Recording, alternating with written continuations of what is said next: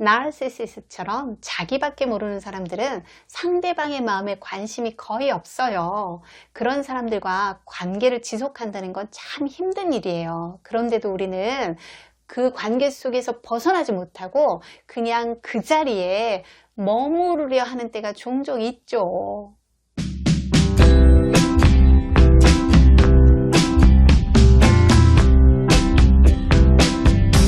물론 부모나 가족 중에 누군가가 굉장히 자기중심적이라면 그들과 단절하거나 거리를 둔다는 게 말처럼 쉽지 않아요. 그래서 오늘 영상은 악성 나르시시스트가 아닌 경우와 또 자기가 강한 연인이나 친구 혹은 지인들과의 관계 속에서 적용해 보시면 좋을 것 같아요. 어떤 차치적인 관계일지라도 100% 힘든 점만 있는 건 아니에요. 그러다 보니 우리는 웬만하면 늘 있던 그 자리에 그냥 머무르려 하는 경향이 있어요. 그러면서 힘들어도 그 관계를 지속해야 하는 이유에 대해서 합당한 이유를 둘러대죠. 그래야 자기 자신도 이해가 되고 사람들도 납득시킬 수 있으니까요. 이처럼 누가 봐도 정리해야 마땅하다고 생각되는 관계를 끝내지 못하게 스스로를 옭아매는 심리의 중심에는 자책이 있어요. 자책과 자아성찰은 결이 좀 다르죠. 성찰은 자신이 한 일을 돌이켜보고 깊이 생각하는 거고, 자책은 스스로를 책망하는 마음이에요. 여러분도 어떤 일에 맞닥뜨렸을 때 자책을 해보신 적이 있죠? 혹시 자책 전문가시라고요? 자책을 하면 어떻든가요? 나르가 우리에게 죄책감을 씌우면서 우리를 조종하려 한다면 우리는 우리 자신을 자책하면서 조종하려고 들지요. 제2의 남자친구는 직장에서 정리해고 대상이 될 것 같은 불안감에 시달리고 있어요. 그래서 제이를 만날 때마다 자기의 불화를 제이에게 투사하면서 생트집을 잡고 잔소리를 해대죠. 그럴 때마다 제이는 비참하고 서글퍼져요. 하지만 그런 자신의 감정을 뒤로 하고 요즘 마음이 참 불안하겠지만 어떤 일이 있더라도 내가 끝까지 함께 할게 라면서 남친을 위로하죠. 그런 제이에게 남친은 동정 따윈 필요 없어. 난 내가 회사에 꼭 필요한 존재라는 것을 알아주는 상사가 필요할 뿐이야. 이러면서 냉정하게 말하죠.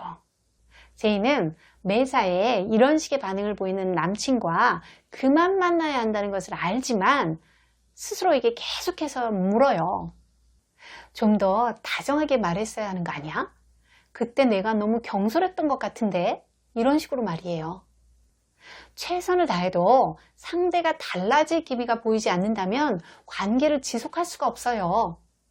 그런데도 우린 자신을 책망하면서 상대를 배려하는 척, 성숙한 척 하죠. 왜요? 상대가 달라질 가망이 없다는 걸 수용하는 것보다 차라리 나한테 문제가 있다고 자책하는 게 속 편하니까요. 남친과 헤어지겠다고 결정을 하면 그 남자의 여자친구이기를 그만두는 것 외에 여러 가지를 정리해야 하죠.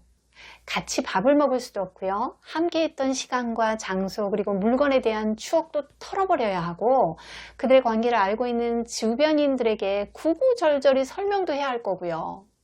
사실 이런 과정을 그러려니 하면서 아무렇지도 않게 넘길 수 있는 사람은 별로 없어요.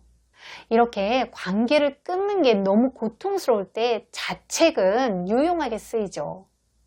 내가 달라지면 되잖아. 내가 문제라면 관계 회복은 내 손에 달린 거잖아. 이런 식으로 내 잘못으로 관계가 꼬였다 생각하면 아직 희망이 있는 것처럼 보이니까요. 그런데 이런 식의 희망 고문이 관계에서 도움이 될까요?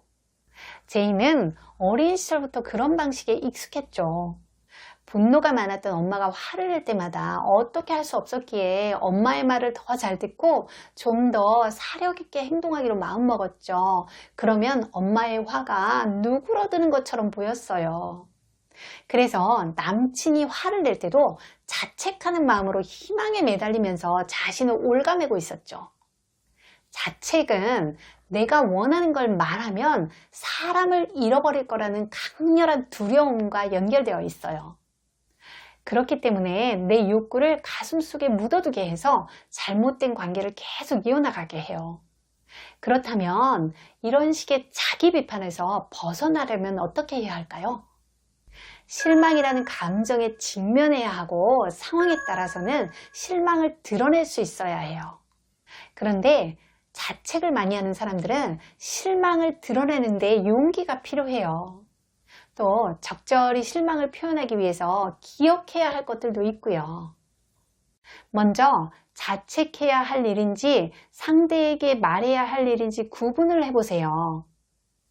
언짢은 일이 생겼을 때 상대를 잃을까봐 두려워지면 다시 자책에 빠질 수밖에 없어요. 그 두려움 때문에 아이고 내 잘못이야 이렇게 자책하지 마세요. 대신 지금 저 사람이 한 말 때문에 실망한 거지? 이렇게 자신에게 물어보세요. 실망을 적절히 표현하기 위해서 기억해야 할 두 번째는 힘든 부분이 있다면 힘들다고 부드럽지만 솔직하게 말하자고요. 관계가 너무 일방적으로 상대방 위주로 치우쳐 있다면 상대를 배려한답시고 나의 힘듦에 대해서 무조건 입을 다물고 있는 것은 바람직하지 않아요. 언제 초라하고 비참해지는지, 무엇 때문에 외롭고 소외감을 느끼는지 말할 수 있어야 해요.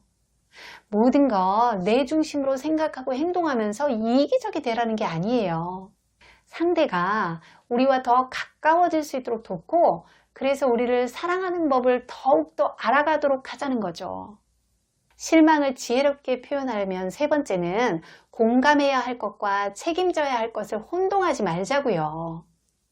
내가 상대에게 상처를 받은 상황인데 도리어 상대가 화를 낼 때 상대방이 화난 이유를 이해하려고 애쓰는 건 괜찮아요. 어쩌면 내가 인식하지 못하는 사이에 내 말과 행동이 냉정하고 비판적인 느낌을 줬을지도 모르니까요. 만약 내 태도 때문에 상대방이 화가 났다면 진실한 사과로 상황을 바로잡아야 할 거고요. 하지만 상대가 얼토당토하는 논리로 화를 낼 땐 그것까진 내가 책임질 필요가 없죠. 그런 상대방의 태도에 실망을 드러낼 수 있어야 해요. 주변인들의 건강하지 못한 자기사랑 때문에 우리가 상처받고 있다는 걸 인정하는 건 분명 유쾌한 일이 아니죠. 하지만 현실을 받아들이면 고통은 잠깐이고 자책하면서 현실을 외면하면 고통은 계속돼요. 그러니 자책해서 해결된 문제가 아니라고 판단될 땐 과감히 자책을 내려놓자고요. 상담심리사 뽀유였습니다.